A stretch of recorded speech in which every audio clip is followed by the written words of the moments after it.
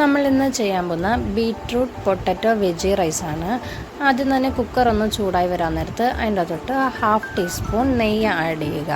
അതൊന്ന് ചൂടായി വരാൻ നേരത്ത് അതിൻ്റെ അകത്ത് 2-3 തരി ജീരകവും വെളുത്തുള്ളിയും ആഡ് ചെയ്യുക. ഞാൻ ഒരു വെളുത്തുള്ളിയാണ് ഉപയോഗിച്ചേക്കുന്നത്.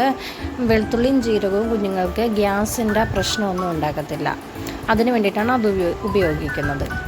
അതുപോലെ തന്നെ ഇതിൻ്റെ അകത്തോട്ട് ഒരു ഉള്ളിയും കൂടെ ആഡ് ചെയ്തു. അതൊന്ന് നന്നായിട്ട് സോട്ടായി വരാൻ നേരത്ത് അതിൻ്റെ അകത്തോട്ട് ഗ്രേറ്റ് ചെയ്ത് വെച്ച പൊട്ടറ്റോ ആഡ് ചെയ്ത് അതൊന്ന് സോട്ട് ചെയ്യുക. അതൊന്ന് സോട്ടായി വരാൻ നേരത്ത് അതിൻ്റെ അകത്തോട്ട് ബീറ്റ്റൂട്ടും കൂടെ ആഡ് ചെയ്യുക.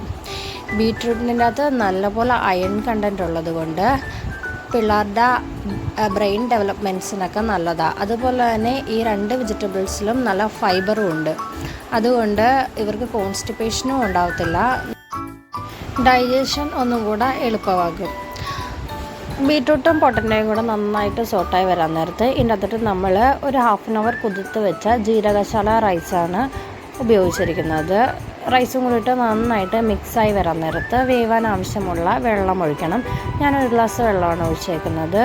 ആ വെള്ളം ഒന്ന് നന്നായിട്ട് തിളക്കാൻ വേണ്ടി വെയിറ്റ് ചെയ്യണം. നന്നായി വെള്ളം തിളച്ച് വരാൻ നേരത്ത് നമുക്ക് കുക്കർ അടച്ച് വെച്ച് വേവിക്കാം. ഒരു 6 മുതൽ 7 വിസിൽ വരെ നമുക്ക് വെയിറ്റ് ചെയ്യാം. അത് കഴിഞ്ഞ് നമ്മൾ തുറന്ന് നോക്കാൻ നേരത്ത് റൈസൊക്കെ പാകത്തിന് വെന്ത് വെള്ളമൊക്കെ വറ്റിയിരിക്കും. അത് നമ്മൾ കുഞ്ഞിന് കൊടുക്കാനുള്ള പാത്രത്തിലോട്ട് മാറ്റി ചൂടും മാറിക്കഴിയുമ്പോൾ കുഞ്ഞിന് കൊടുക്കാവുന്നതാണ്. അവൻ അത്യാവശ്യം എൻജോയ് ചെയ്ത് കഴിച്ചു. വേറെ പ്രശ്നമൊന്നുമില്ലായിരുന്നു.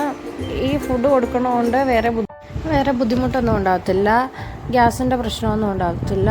അവരുടെ ഡൈജഷനും വേഗം നടക്കും. നമ്മൾ ഇതിൻ്റെ അകത്ത് ഒരു നുള്ളു മഞ്ഞൾ പൊടിയും കായപ്പൊടിയും കൂടെ ആഡ് ചെയ്തായിരുന്നു. അത് ഞാൻ പറയാൻ മറന്നുപോയതായിരുന്നു.